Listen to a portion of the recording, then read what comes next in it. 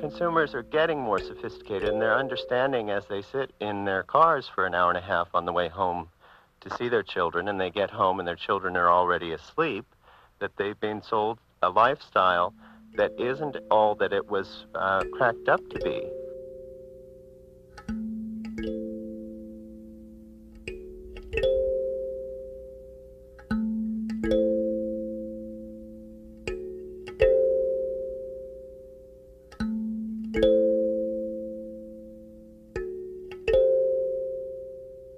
I was in critical mass for the first time this week. I went because I'm stuck in traffic every day, and I see the destruction. I want to get out of my car. I want some way, an alternative. And I went as a protest. That's why I went. When I was there, it was absolutely fantastic.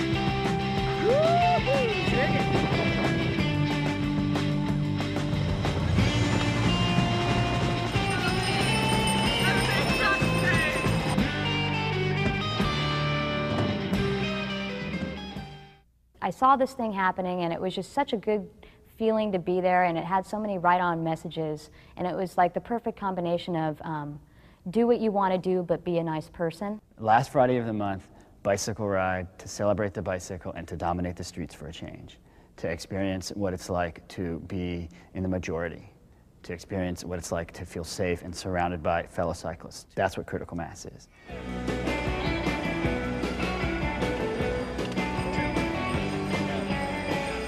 It was great because then people would notice bicyclists, that we do exist, whereas before, bicyclists were just kind of a rare anomaly, an annoyance out on the streets. And it was a situation where we were very visible. We obviously knew what we were doing. We were taking control of the situation, and people started noticing us.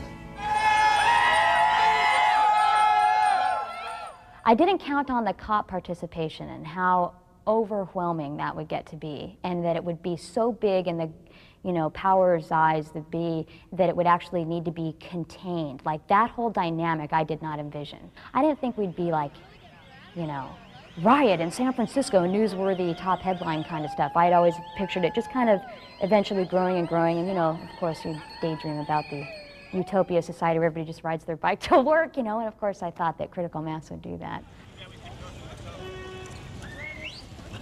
The notion of public space was also important to see if we could establish something on the street, a space where people could get in front of each other and actually converse and talk and interact. And the streets had become not so much a place that was had any community anymore. It was only a place to drive, and everybody's driving and everybody's in their car, and it's pretty much the same as the next car, and it's the same steering wheel, go home to see the same sitcom and everything, but everybody's doing the same thing, but they're doing it alone. And if we could get out in the bikes and be in the streets, dozens, hundreds strong, well then there's something happening there. There's a space created that, it's temporary and it's even moving. And it was an experiment. People always assume that critical mass is fundamentally and crucially about bicycling. Well, yes, it is. It's sort of inescapably about bicycling, but to reduce it to bicycling is also to miss the crucial elements of it. This exhilaration, this open-endedness, the human creativity that was sort of unleashed by this experience, I think has as much or more to do, really more to do, with being a new kind of public space. It was crashed.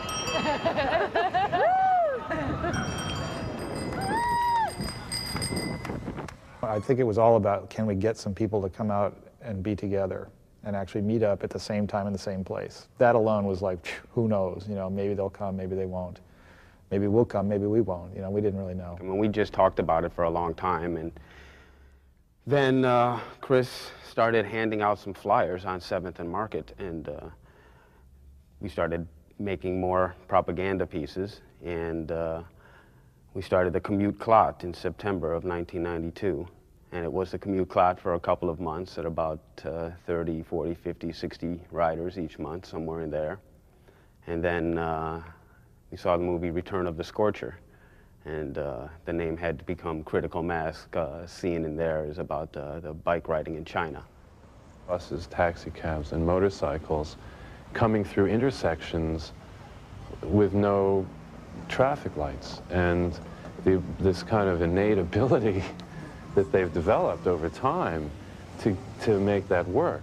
But there were rules operating under the surface that worked very well. And it was a kind of critical mass thing where all the cyclists would pile up and then go. All the cyclists going, say, turning left in an intersection would wait in the middle until they had enough numbers to force through the cars and make them stop. And as soon as they reached what this interviewee had called critical mass, then the bikes went through.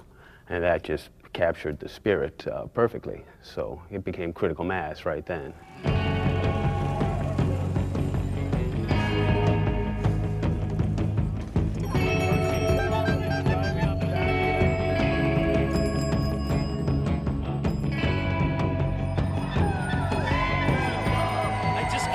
There's 200 of us this time. 190. Rad. It's a big ride.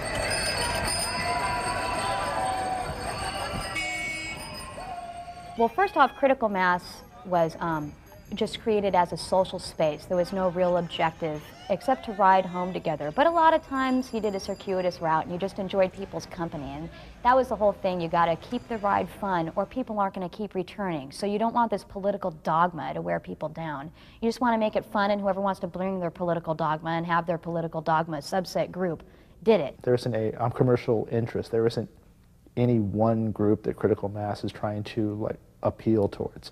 I think the fact that it's done this has really helped it be inclusive, that there is no other requirement than that you bring a bike, which is probably one of the most simplest things around. Yeah, cruiser power. Yeah, totally. Single speed, love it. You're not contributing to buying oil or gasoline, and so you're making a statement about that. It's part of the environmental movement, again, because you're not using a car and you're not polluting the earth. You're not contributing to paving and destroying the environment that way. I find it very empowering because you're sort of taking back territory and you're reclaiming part of public property that usually isn't yours, because bikes are so forgotten when it comes to the street. It's like a Take Back the Night March for me. You're like reclaiming this territory that singly, by yourself alone, which is usually the way that I ride by myself, that's not my space. I feel afraid, I get harassed, I am not welcome there. And that's what bicycling and critical mass represent for me. So I think in terms of fine-tuning the experience, it was about what can we do to maximize our safety as we do this rather unusual thing, fill the streets with bikes, which led me right away to say, well, the red lights are obviously not relevant to us, other than if you come up to a red light, you better stop. But if you come up to an intersection and you enter it and the light turns red, the safe thing to do is for the bikes to stick together. And so there was a whole concept of trying to stick together and hold the density of the mass together, and to protect us from the side traffic, which is where the whole corking concept started. So we would get off our bikes and stop right in front of the first car and talk to the people in the car. And usually you could get a conversation going with them, and it was all it took, 2 minutes, one light usually, and everybody was passed. And if there was people honking in the background, it was kind of a problem. So we made signs that said, "Thanks for waiting," on one side. And when the honking started, we turned it over on the other side and said, "Honk if you love bicycles." So then, the whole string of cars, you could just see them all start laughing. And so it's a much more effective way of making your political point is to get people to actually change how they think, as opposed to merely making them firm up in their hatred or anger for you being in their way, or asserting that your way of life is better than their way of life, or all those kind of issues that are essentially revolve around guilt and admonitions and bad feelings. No, all those things are mistakes, political mistakes. And if you go into those kind of emotional spaces, you're going to get predictable responses. And the trip about critical mass was absolutely to create an unexpected and predictable space with unpredictable consequences and unpredictable reactions, both for people in it and people outside of it. And that's probably a big part of the magic at the earliest points, was that worked so well right away. Basically, we came up with a lot of techniques, and they mostly worked pretty well. I mean, we had to deal with a lot of internal issues inside of the ride, too, like the kind of people who were attracted to coming. You certainly got a lot of young, angry men right away, people who were spoiling for a fight. We would characterize them as the testosterone brigade, because they would just be, these guys would come and they'd want to go and, have a big fight with people in their cars, or have a big fight with somebody, the cops or whoever. And not that they would actually do it, that was rarely the case. But it was a certain kind of antagonistic energy that they would bring to bear on the situation. And that was part of the reason we really were very focused on promoting it as a celebration and not as a protest. And so the people who brought their angry protest energy there were encouraged to take it elsewhere, or to just get into a different spirit.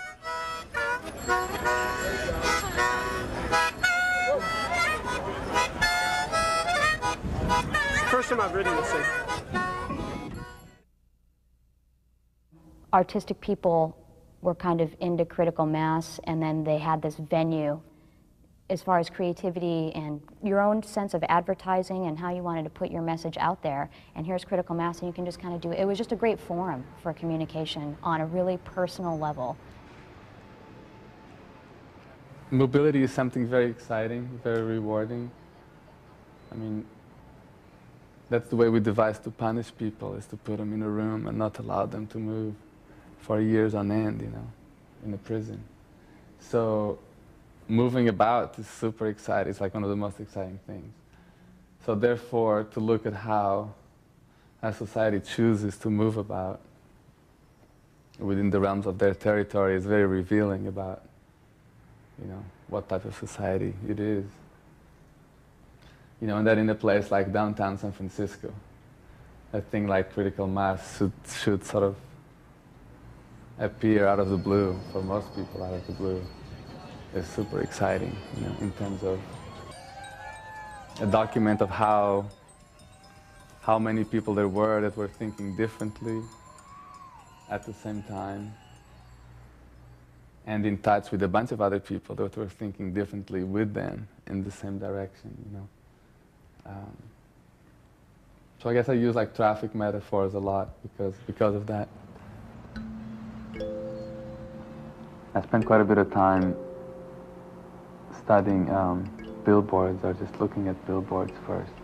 After I did that, I started noticing these other things that were also out on the street that were even simpler and more direct and kind of more authoritarian, that told you what to do, and if you didn't do them, you can literally get hurt, die, or be fined by society, And since most of the way I encountered these things would be on foot or on a bike, it even made less sense to me, like a one-way street.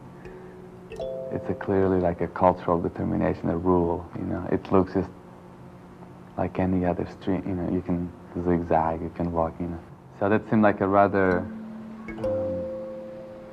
loaded way to communicate, because people are already, when they look towards a sign, they're ready to see meaning, they're ready to see instruction.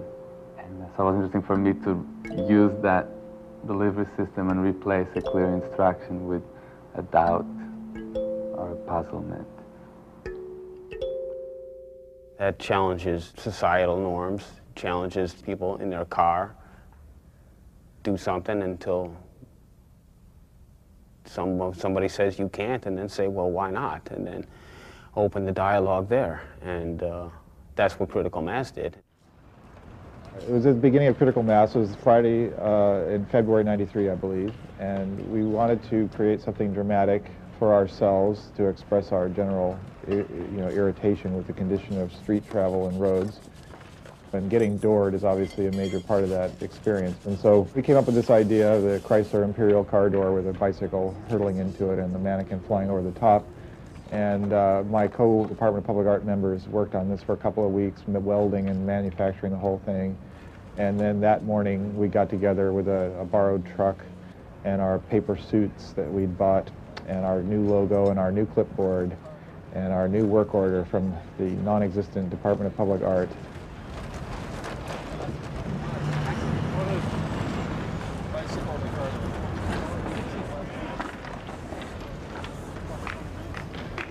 Who knows where it comes from? Who knows why it's there? Who knows what it's trying to say?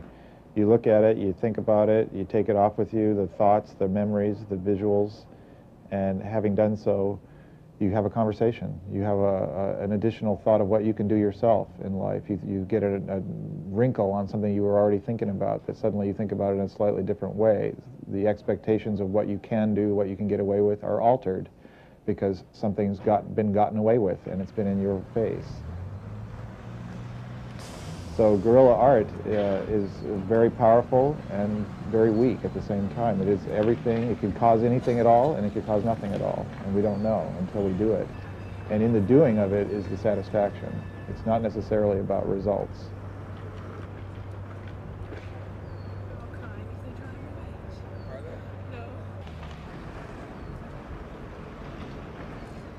There's something about going to a large crowd of people and being able to hand out a flyer and just give it to people and hope that you disseminate information, get discussion going. But most of us have access to photocopy machines. We can go out and type up something and give it out and see what happens. Excellent. You think you might come on it next time? Yeah, definitely. Great.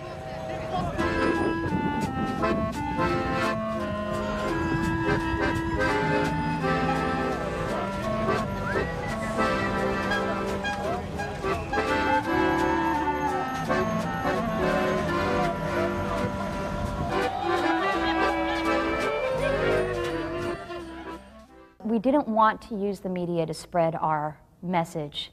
The whole idea was to have a very slow, grassroots, evolving movement that never relied on traditional means of communication that they are now. We wanted word of mouth, xerocracy, no leaders, everybody doing things on their own, people who were self-responsible, who could cork their own ride, who did their own thing and then came together and then did it with other people.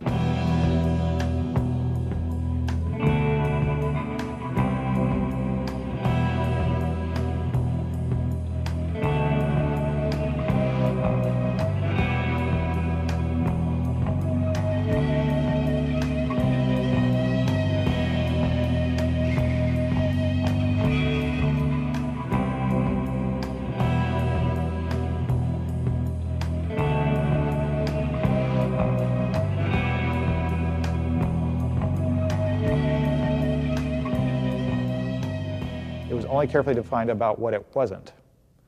And by doing that, it left it wide open for all these different kinds of people to make it their own. And I saw that happen over and over in the streets of San Francisco, and it would always just give me this incredible thrill to find somebody else who I've never seen in my life stopping on the side of the street and talking to somebody else and telling them what critical mass is. And I don't care what they said, hardly even. I mean, sometimes I just outright disagreed with it, but most of the time it was just an amazing thing to see people own it.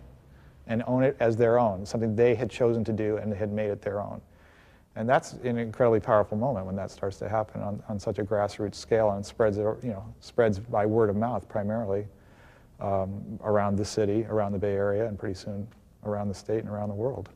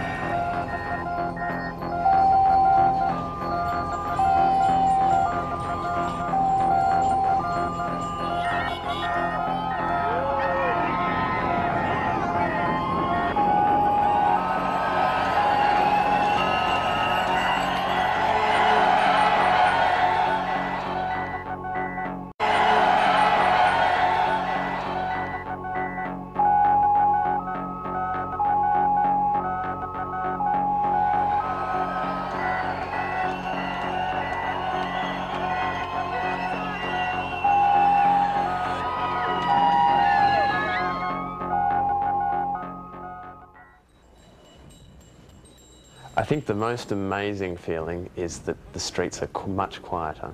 Apart from the, the cheers and the screams and the sort of the delight of all the people cycling, there's not that ambient traffic noise.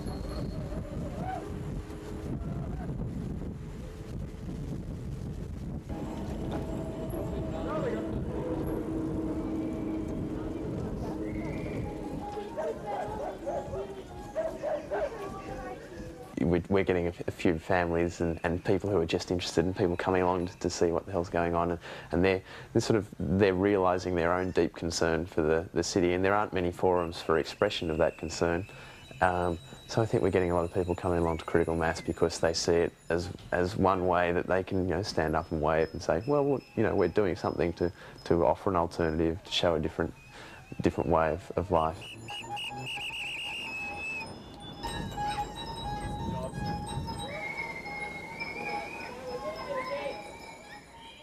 I'm sitting in the middle of a bunch of flyers related to critical mass from different places. What is this?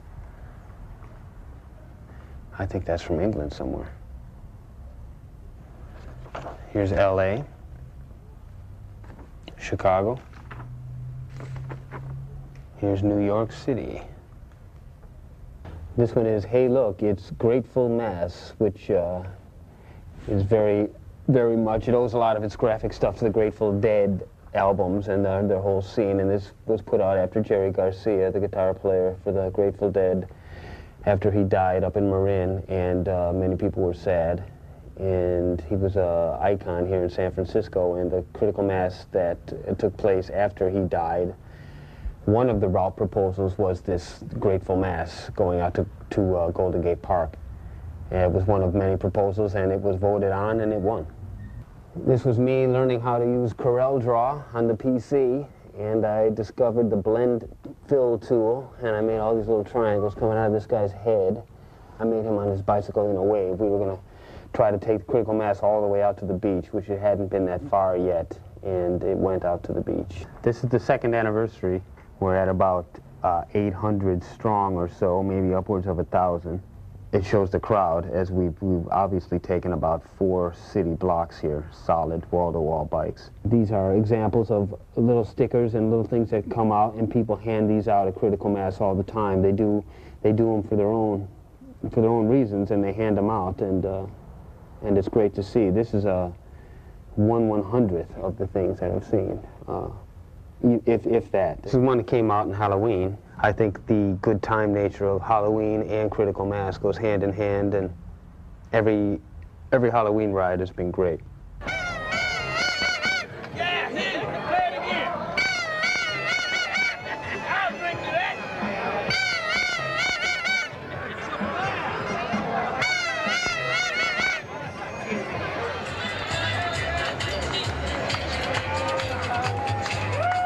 Are you a good witch or a bad witch? It's a good witch. She's on a bicycle. I want candy. Candy, candy. You blouse-wearing poodle walker.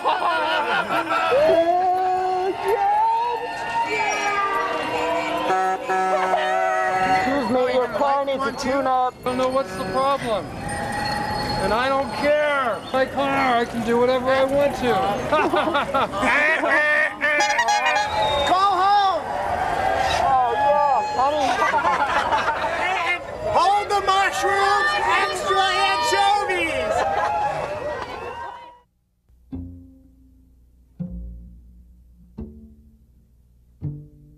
We've done something that we think is a demonstrably preferable way of going about moving our bodies through the city. And not everybody can make that decision at every moment, and it's really absurd to assume that they can. People in cars are our allies. They really are. Anybody who's riding in a car is essentially a victim of the oil and automobile industries, as we have been and will be again in our lives. And they're the ones who are finally going to have to be won over if we're really going to change this world. Because they're not the enemy, they're the people who, they're us. They are us. We weren't there to inconvenience people, not to shove the misery of their Friday commute in their face, not to disturb public transit riders or to make the ordeal of driving home on Friday afternoon more unpleasant. But we were, and some people saw that. But a lot of people just saw the immediate reaction like, what are these stupid bicyclists doing on the road? This is ridiculous. Kind of ridiculous. I mean, waiting for traffic, trying to get through. It's a drag. My opinion is I love it. As far as the bikers messing up the city, no, lock them up, take away their bikes. No, you can't break the law. It's not there. It's not, they don't own it, neither do the cars. We just get a broad range of people, but I think by and large people liked us.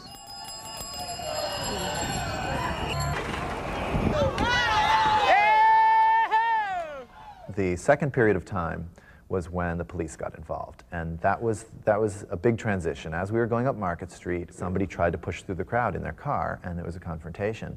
So when the police got involved, it changed everything, and the police got involved simply because of that confrontation. They decided to accompany the ride from then on. When the cops showed up, they created this barrier, this membrane between the mass and the rest of the world. And what used to happen is we would pass out flyers to people going by to try to tell them what's going on and invite them to the situation. And what they did is they shut us off from the rest of the world. They made us into this kind of anomaly, this parade. And people perceived the situation also, which I thought was even worse, is that we wouldn't be safe unless the cops were there. That it was for our benefit. It was that there would be some horrendous collision or carnage if the police were not there. That we were incapable of creating safe streets by ourselves, which is completely untrue. Hey, what's up, Cash? Hey. They did this. I hold them fully responsible. Because there were cops, because they were angry, they made people angry. Because people got angry, somebody got out of hand. And because somebody got out of hand. That guy wasn't even out of hand. What happened? Somebody got arrested. He got arrested for making an illegal left turn. He was in the wrong lane and he pulled the turn. Okay. If you don't pick up the pace, you'll be issued a citation for impeding traffic. You better move on. You better move on. I'm moving. You're not fast enough. You better move on. You're impeding traffic. Then get out of the ride. In the months before the July '97 ride that got so much national attention for the San Francisco critical mass, there were thousands of riders, and very few of those riders were activists, and very few of those riders knew what was happening with the rides. Very few of them had any information about how they could participate in guiding the rides in one way or another. It wasn't like the first few rides, the first dozen rides, where people brought flyers saying, this is what I think should happen in critical mass, and this is where we should go next time, and what do you think about this, and let's talk about that. Since we don't really have a route tonight, how about a destination where we all meet at 8 o'clock? And I'm taking nominations for 8 o'clock destinations. Is that okay with everybody? It takes being around the scene for a while to understand how to work like that, and that it's by cooperative methods rather than an authoritarian way.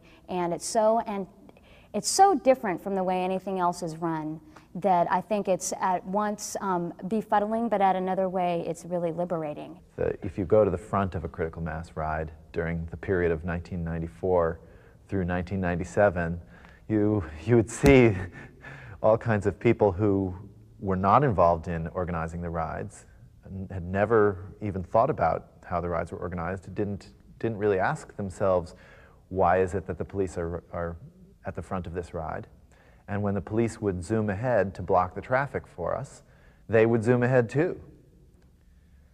And those people weren't there for social activism and political activism, but ironically what made the event so powerful was that it attracted people into that feeling of non-commercial public event that was so exciting to be in, that was such a break from the usual scary streets of San Francisco or scary streets of whatever suburb they came from.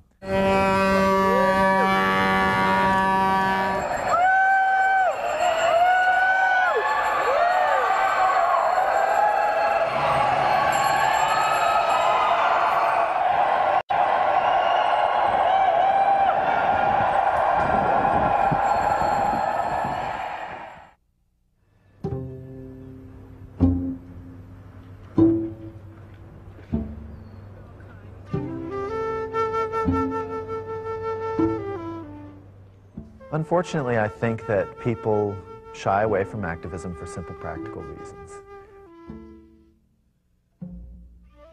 We are focusing most of our energy on material goods, and we're focusing a lot of our energy on shopping for those material goods, and we're focusing a lot of energy on making sure that we have the right material goods so that we're not scorned by others. And it's a very painful thing for us to look at because it takes away from everything else we really want to do.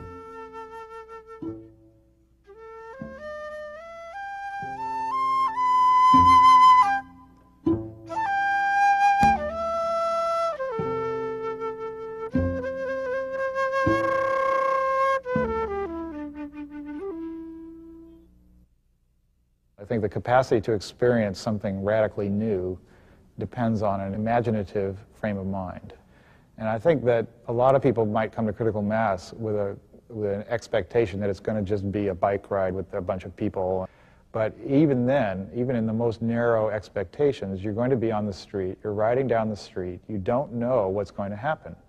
And you're going to have a tangibly different experience of the urban environment while you're moving through the city. And so there's a little bit of living that better world's experience in critical mass, which can't help but influence your imagination, because suddenly you've tasted it. You know what it's like to actually be in a new, free space with a bunch of vibrant, interesting, good-looking human beings. Anything could happen. Well, you hope it can. First time? Yeah, I just stumbled on it. Cool. You mean you were riding your bike anyway, and there it was? There it was. Today? Yeah. Damn. Just coming down Market Street. Where do you live? Yeah. Wow, that's wild. That's really wild. Did you know it existed? I've heard of it, but I don't really know much about it at all. So what do you make of it now that you're in it? You're one of. Cool. Yeah, cool. What does it feel like? Pretty together, like a big family.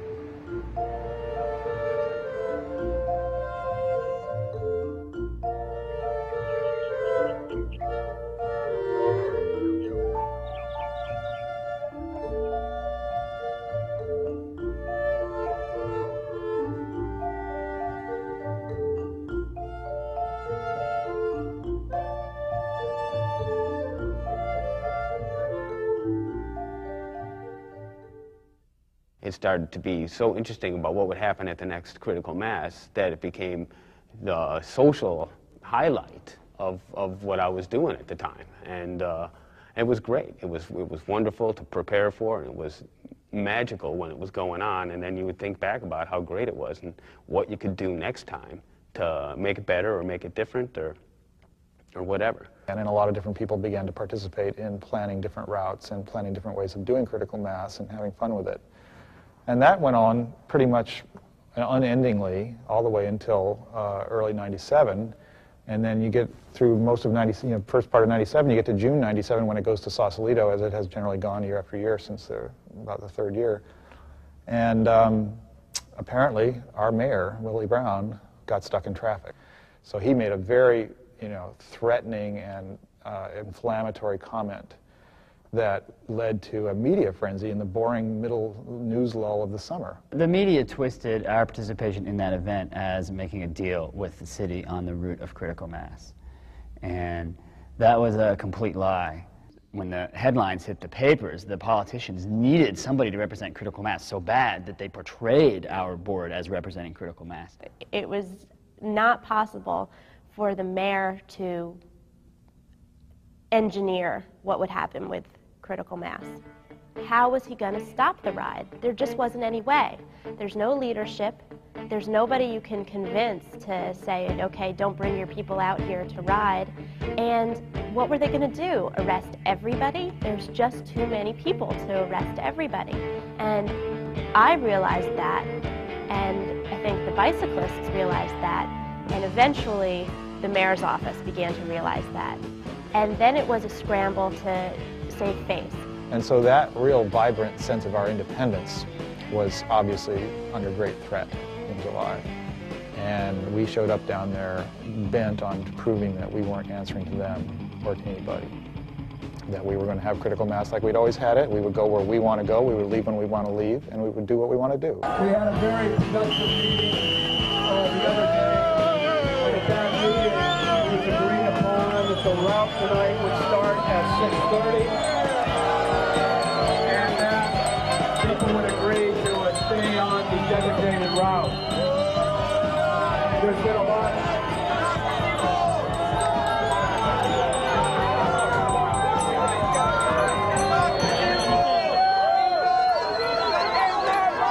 The designated route is going to start at 6:30. A couple of notes about the route tonight. First of all, and this is your route. They started welcoming us to our own critical mass. What a joke. So then Martel gets done with his speech, and then the mic becomes open through some weird mismanagement, and people start going up there and, you know, talking, and then this guy got up there, and I was, come on, like, you know, ringing my bell and going, come on, you guys, we voted on our ride, let's go, you know, shring, and they would just not budge. And so I'm like, gee, you know, so I hear that, like, I hear different people going on. I'm like, man, it's an open mic. Say no to the police route. The right time from the transmitting terminal. Save them. That's good. Get everybody to ohm together. Have a moment of silence. Do something where everyone can agree. Be nice to one another beforehand. You have such power to... All right. I want to all start singing together. One big long ohm, you know, maybe something peaceful, something altogether joyful, perhaps. No, get out of here! It's like, get up! And I'm like, oh my God, you know, I mean, come on, we got this energy and you want to sing a song, which is beautiful in its own way, but it just wasn't the moment, you know? I'd like to say that we've had a vote, and I think that you guys need to wake up to something, and that is that critical mass is not about the police. It's about bicyclists. And if we ride on a route that we chose, we have the right to do that. We will not have to worry about facilitation if you take responsibility for intersections. You stop if you're worried about getting ticketed. It's not beyond your reach. We voted on it, so let's get out of here and ride our ride. They said, let's go right now. And everybody just stood there, oh, what do we do now? And they wouldn't leave. Because a lot of us were agitating very hard for that in the crowd. But there was this dynamic of passivity. You put a stage out in front of people with a sound system, they're going to stand there and stare at it until they're told to leave.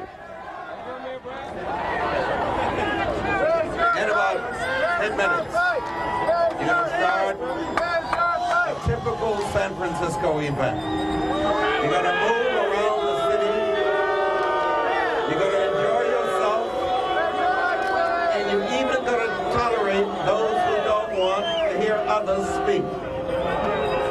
I'm delighted that the bicyclists of San Francisco sat down with the city and with themselves for the purpose of putting together a program that will consistently make San Francisco the most livable city in the country.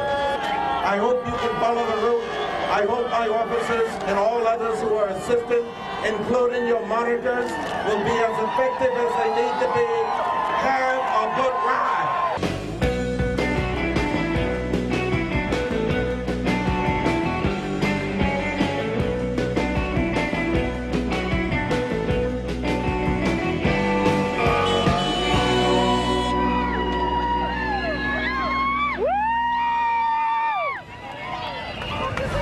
All bicyclists on Market Street, this is unlawful assembly. You're subject to arrest if you do not disperse at this time. If you continue to ride on the street, you will be subject to arrest. Your bicycles will be impounded at this time.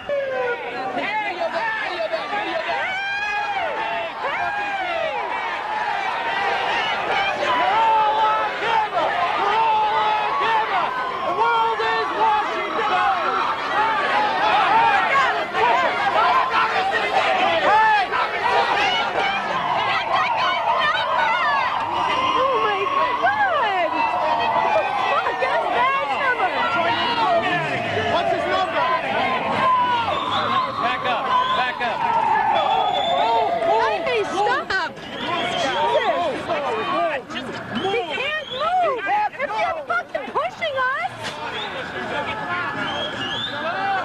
I was in the middle of that police riot, and I really had no idea what was going on.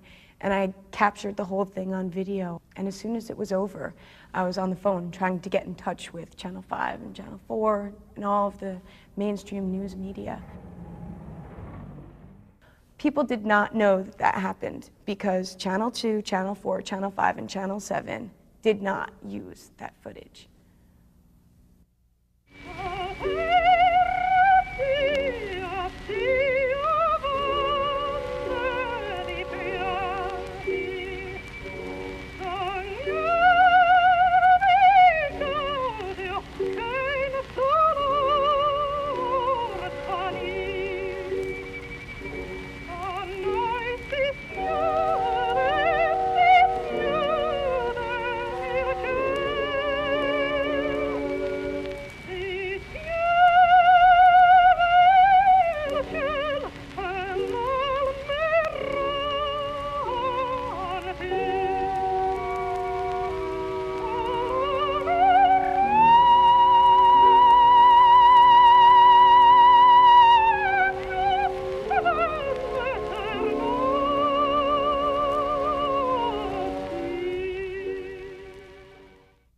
Despite an agreement to start the ride later and follow a prescribed route, hundreds of cyclists took off in other directions, and thousands followed, often unaware they were following the wrong group.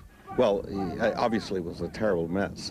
The terrible mess disrupted traffic, resulted in 250 arrests and injuries to 2 police officers. Witnessed people going through red lights blatantly and kicking cars, and you don't have the right to do that. I think the citizens saw exactly what the results would be if you let the bicyclists do anything they please. As our experiences were represented back to us in the mass media, it became very hard to stay on the offensive. And critical mass, if anything, has always been about being on the offensive. It's about changing the rules, changing the borders of what's possible, and not accepting the rules of daily life as they're set down from on high.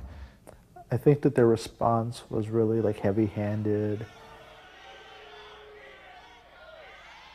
And the mayor's attitude in this one was the same way, that it was that like the critical mass inconvenienced him and some other people, and because so many other people drive, that we're going to stop critical mass. What was reported in the papers after the July ride the next morning was that 250 people had been arrested. It turned out that that number was actually greatly inflated. Only about 110 people were arrested. Of those 110 people, the vast majority of them were arrested in what I call an illegal sweep.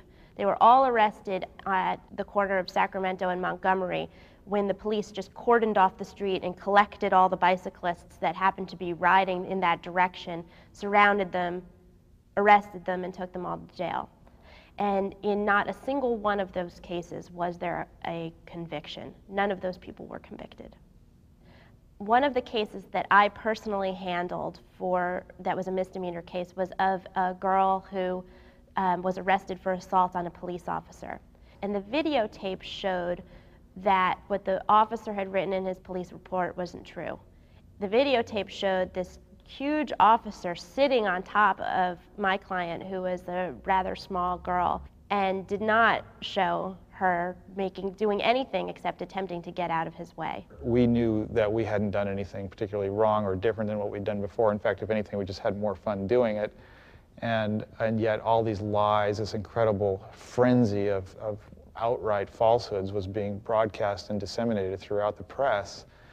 And we didn't really have any way to respond to that. I mean, if we'd been a little faster, a little more clever, with a little more media savvy of our own, we might have tried to contest it, but I took the attitude of the time, and I kind of don't think it was wrong, really, was just lay low. This stuff will blow over and everybody's going to forget about it. Pretty much a year later, I can say that that was true, that did happen that way, and now we're back, and we're back in large numbers, and we're having the same fun we ever had, and most of us never stopped. Neat.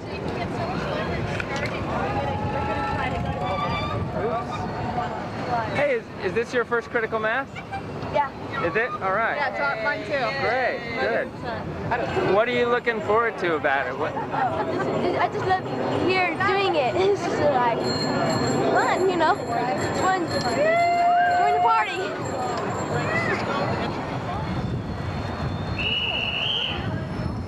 I love this.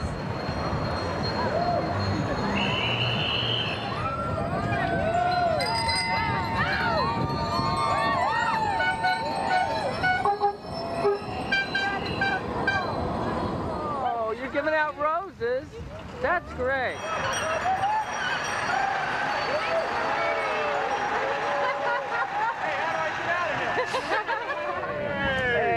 bike on? I was on the one where we got arrested, me and my boy right here. Holy really? Yeah, we were down, man. We were like, you guys hey. both got arrested? Yeah, and our other buddy that's back here, because they say we were like unlawful assembly. Yeah, failure to yeah, you guys look really bad. Yeah, we're bad guys. Especially on those bicycles. You're back riding. I'm back. I was here. We never stopped. Yeah, I was back that next month. And That's so it was great. cool. Yeah, it was cool. What's your favorite thing about critical mass? It's the people. You just kind of, well, I mean, I like riding my bike, but I'm not going to ride through the city if I'm by myself because I'm going to get run over. But if there's 200 people in a little clump with me, then, you know, they can't run us all over. So. Oh, we're going to go around the circle! I love it!